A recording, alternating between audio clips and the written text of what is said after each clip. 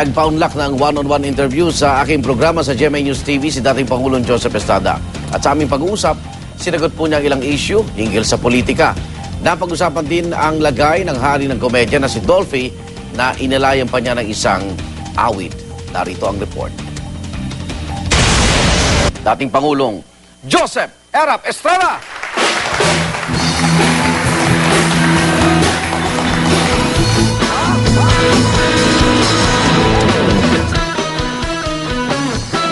Naging masaya at makabuluhan ang aking naging panayam kay dating Pangulong Joseph Erap Estrada sa Tonight with Arnold Clavio.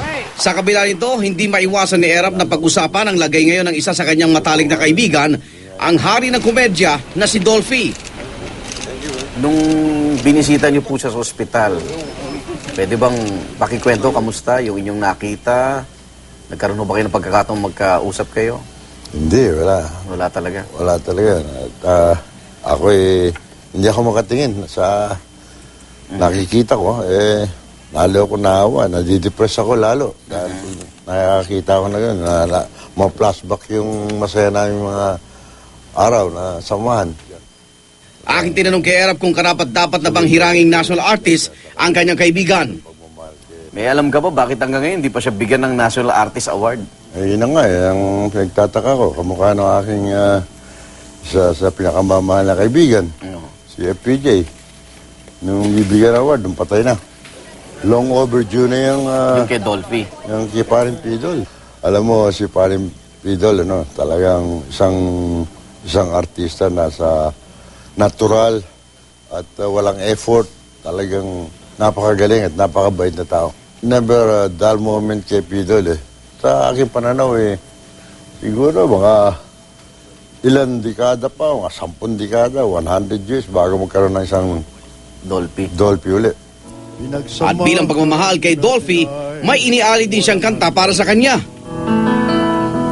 Ang layunin natin ay para sa ating bayan. Magkasangga, lagi tayo'y walang iwanan. Bukod pa rito, may ilang ding issue na sinagot si Erap. Una na rito ang kanyang pagtakbo bilang alkalde ng lungsod ng Maynila kung saan ay makakatapat niya ang kanya naging kaibigan na si Manila Mayor Alfredo Lim. Kamusta na ho kayo ni Manila Mayor Lim? Okay naman. Nagkita ho na ho ba kayo after nung nagdesisyon kayo sa Maynila na po tumakbo bilang alkalde? Hindi pa. Magkaibigan naman kami dati. Dati po? Hindi, hanggang ngayon. Hanggang ngayon po? Ewan ko sa kanya kung tinuturing pa rin niya ako kaibigan. Pero ako, kaibigan ko pa rin siya. At nagkasama naman kami. Na-appoint ko siya ng DILG secretary noong panahon ko. Oo nga po. Hindi rin inuurungan ni Erap ang aking personal na tanong sa kanya.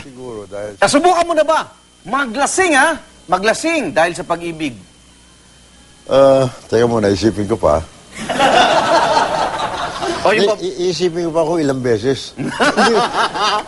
Hindi ko mabilang Maraming beses na yata. Eto, kung hindi ka nalasing, nasubukan mo na ba umiyak dahil sa isang babae? Hindi pa. Umiyak ako, namatay mo nanay ko.